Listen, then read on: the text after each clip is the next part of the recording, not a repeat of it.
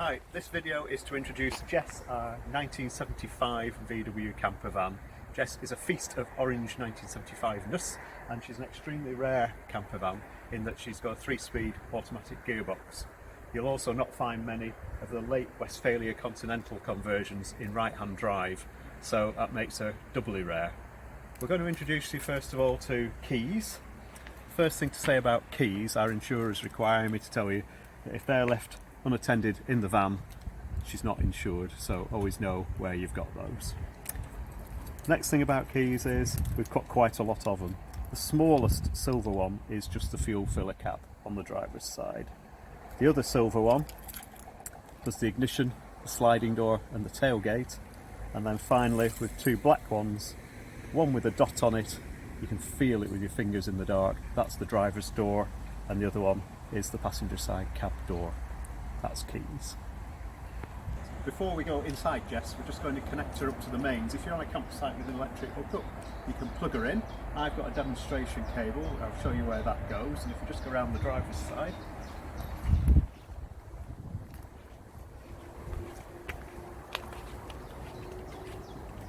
The hookup on Jess is hiding away underneath the driver's side in front of the rear wheel, and I have to reach underneath. There's a blue fitting with a cap on it. I'll take the cap off, that's there, and you can just do it by feel, or you can get the doormat and kneel down and have a look the first time you do it, and that's the hookup connected. As soon as you've done that, to make sure that you don't forget, in the cab we've got a little sign to remind you the hookup's connected. Stick that to the steering wheel as soon as you connect it up, because even though the hookup is on the driver's side in Jess, it's still really easy to forget that you're hooked up to the mains. So that's plugged in and the main sockets will now work.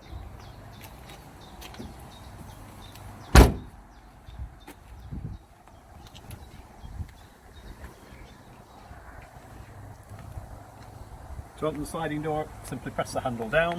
It goes trundling along onto a catch at the back, and to release that, press the handle up this time. Let the handle come level and give it a good whiz shut. Can't do it from just a foot away, it needs a bit of welly. From the inside, press the handle forwards to release the catch, and it's easier to hold it up here rather than with this handle to shut it, because it goes down the side of the cooker unit. Once the door is shut, you can lock it with the catch that goes down there. Next, we're going to put the roof up.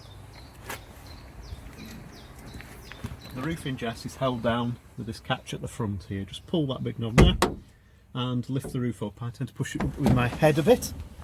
Stretch up as high as you can with your hands. Get hold of this bar. It's a bit like being at the gym. Just go forward and it goes over centre and locks into place. And then we've got a big cheese wedge.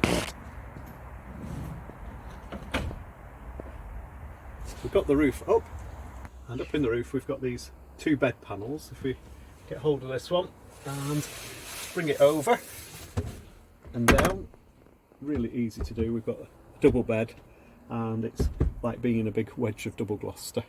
It's easy to climb up. There's a stool just at the side near the sliding door. You can step on that, step on top of the cooker and up into the roof bed. That's the top bed. Folding it away, there isn't room up here to leave any bedding and things like that, unfortunately.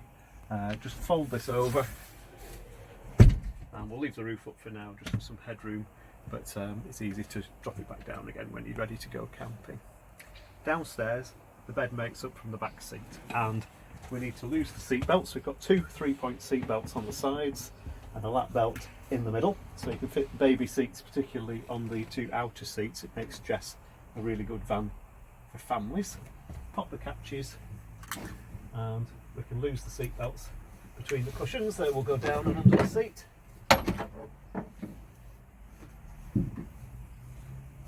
And then if you get hold of the front edge, bring it towards you, and it goes down with a bump.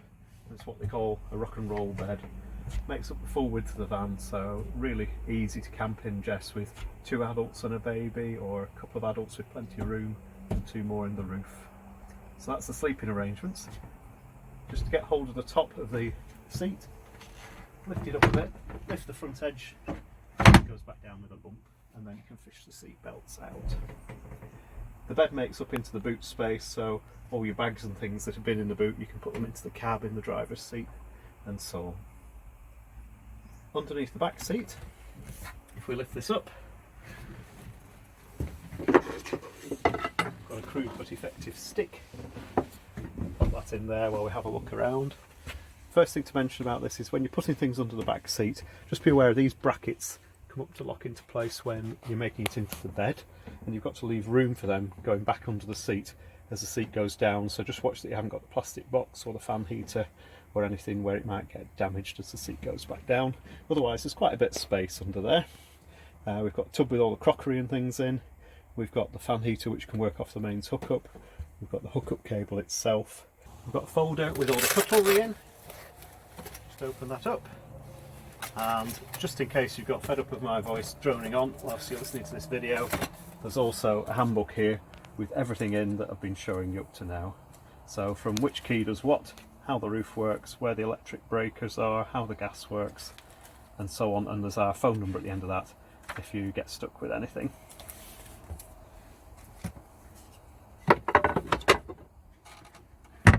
Working our way around the various seats, just sit down, and here we've got the curtain that goes in the cab. The rest of the curtains are all on curtain rails, but this one in a Westphalia camper has press studs on it, and there's 4 press studs around the cab. Simply put that into place, and there's an elasticated bit that runs behind the rear view mirror, and then you can fold the sun visors down if it's drooping a little bit there. You will find that will probably get a little bit damp with condensation at night, so just air it out before you put it away. Here we've got Jess's table, and there's a couple of retaining knobs. If you undo that one there and reach underneath here, there's another one. Just unscrew that and it'll come out with a squeak, and then you can slide this part out and flip the top over and just position that wherever you'd like, so you can sit round in lounge comfort.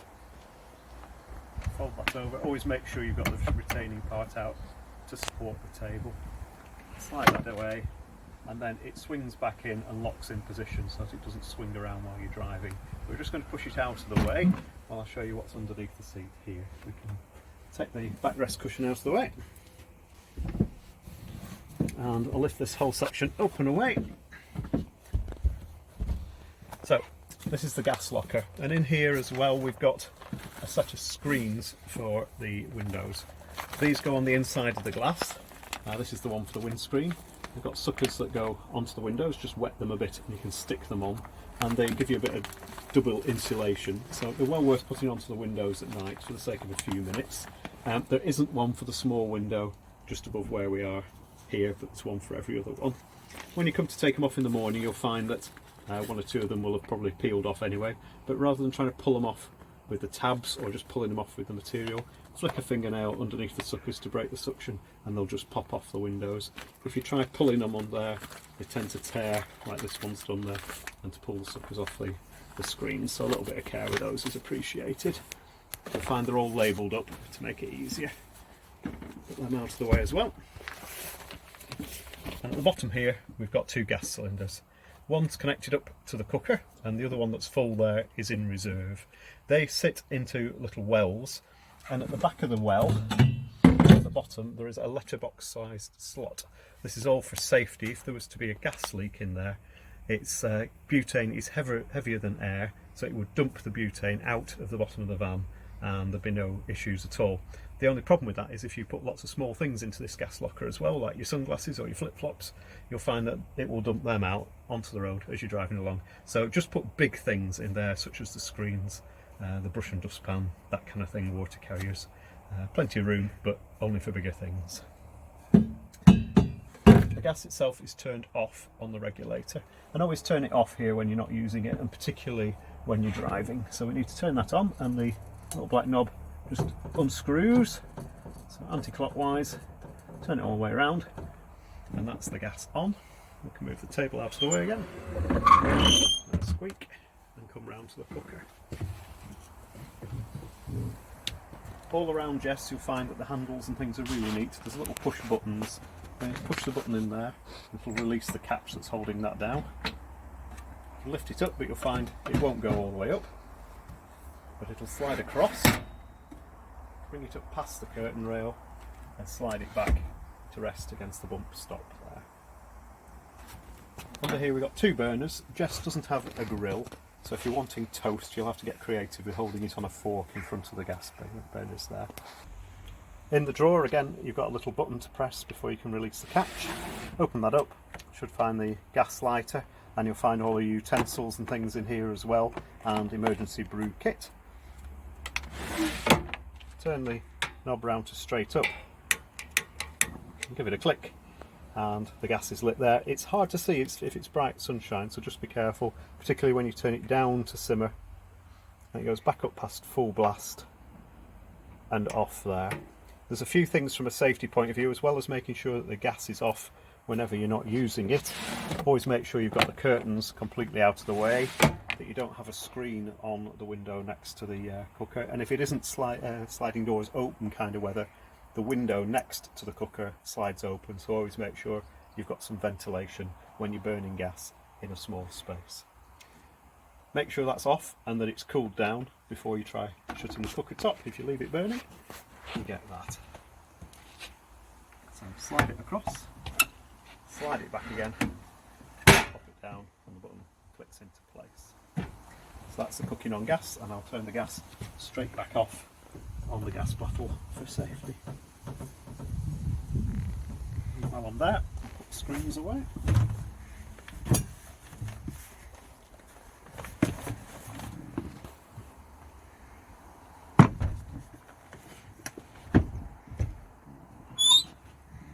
And the backrest back in place. While we're squeaking the table, there's another cupboard to show you here. Press the button in on that one, you can open the door, little mirror, and you've actually got a hanging rail and a wardrobe in here. And then down at the bottom, hiding in the bottom, in the bag there, you'll find there's a flat screen TV with a built-in DVD player and things like the remote control and so on in there. So quite a bit of storage in there. We tend to stuff sleeping bags and pillows away in there. Click that too. I'll tighten up the table. Onto the final unit. There's 2 cupboards here. Press the button, you can open the door, and in the bottom one you'll find there's a couple of washing up bowls. That's got the pans in there, and with a couple of plastic bottles with water in. It isn't mineral water, it's Keswick tap water, so it's good stuff. And in the top one, this one hinges down, you can rest it on the bottom one. You'll find there's the bin, washing up kit, kitchen roll, and so on. Above that, we've got a little sink. Now, the sink is not connected up to a water supply, so this tap doesn't work.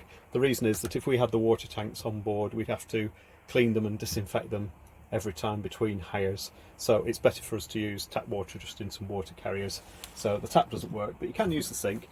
The drain simply drains down a hose pipe and onto the ground underneath the van, so it's not for doing dirty washing up in, certainly not for draining milk or tuna down. Just keep it for things like draining a few cups or so on, or you could brush your teeth in it, but just fairly clean stuff rather than dirty stuff. Use the washing up bowl instead. It's got carrying handles on, and you can take it up to the washing up rooms that the campsites all have these days, with lots of hot water and drainers, and do your washing up there, unless you're wild camping, of course. On top of there you'll find this is the world's most useful shelf. Things like your phones and stuff like that can all go on there, and there's also a little LED light with a hook on the back, and you can hang that up for light in the roof. Finally, on this side we've also got a strip light here. You turn that on, lights the whole van up. The light runs off the leisure battery in the van. Jess is not very technical, she's very simple, so all that runs off the leisure battery is simply the light there, and then there's sockets for the cool box. Which brings us round to that. Underneath the cooker, we just slide this out. Now Jess, in this space, originally has an insulated polystyrene box basically with an ice tray, and the original Westphalia units had evaporation chilling from ice, We've taken that out, we've kept it so that it can always be with the van in future, but instead we've got an electric cool box. And there's a couple of leads coming out the back of this. First of all, you can see here we've got a mains lead, and that's plugged into a socket under there. If we're hooked up to the mains, and we switch that on there, the cool box will be running off the mains hookup, and you can hear it runs away there. We don't leave them running all the time, we just sort of chill things down when we get onto a campsite in the evening, and again in the morning we'll put the cool box on for a bit before we head off for the day, and that will just get it down to temperature. It's a cool box rather than a fridge, and the main difference is that it doesn't have a thermostat, so it will just run and chill things down, and they achieve about 18 degrees below ambient. So if it's about 18 degrees out, it'll get down to freezing. If it's about 40 degrees out, like we had a few weeks ago nearly, you'll only maybe get 15 to 20 degrees. So just bear that in mind with what you're keeping on board, and buy fresh as often as you can. We'll send them out with a couple of ice packs in the bottom there, frozen already, and you'll find most of the campsites have got freezers at reception. You can pop the ice packs in the evening, and as long as you remember, pick them up in the morning and put them in there, and it'll give your cool box a head start. If I turn it off on the mains, we've also got a 12 volt lead. It's like an in-car one, and you can use this for driving the cool box, running the cool box while you're driving. And I've just got a little connector. If I reach under here, plug this in. The reason I don't leave that plugged in all the time is because even the little LEDs on here can drain the battery. And as soon as you plug the cool box in, you'll see it takes quite a big current. Just plug that into one of the sockets there, immediately it goes down to red. And the cool box is now running off the leisure battery. So only do that whilst you're driving, and that way you're not going to flatten the leisure battery. Just like that. Away there. So, you know how to put the kettle on, and the kettle's hiding in the cupboard there, and you know how to make the bed up to have a lie down. Jess is as much a doddle to camp in as she is a doddle to drive with her automatic gearbox. When it's time to go, obviously we need to pack up the roof, so I'll show you how that goes. Just reach up to the bar there, get a couple of hands on it and give it a pull, and let it come down, and I let it rest on my head. It's not going to come crashing down. And we need to tidy up the canvas so that it doesn't get stuck in the edges of the roof. So I'm going to get hold of the canvas here, just lift it up onto the folded bed in the roof, and round on the other side as well. From the outside, you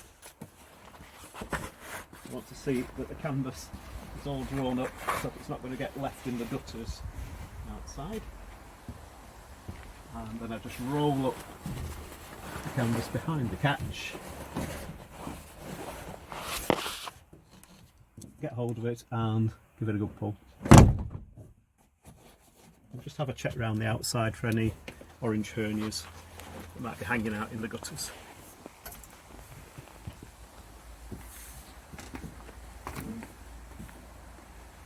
So that's camping in Jess. Really easy to do. So, last thing is, before we drive off anywhere, I want to make sure we've not left wellies under the van or anything like that. And also, really important that we disconnect the hookup.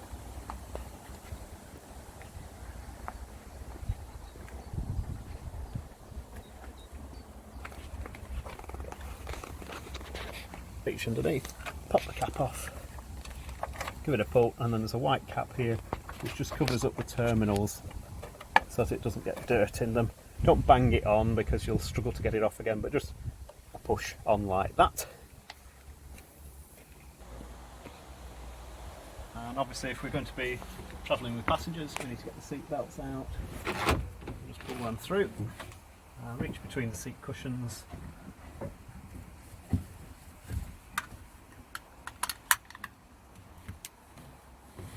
That belt there.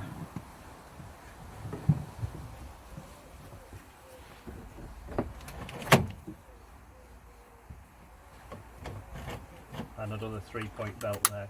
The belts on the side in Jess have got really long extensions on so they can go around baby seats, which makes a great asset.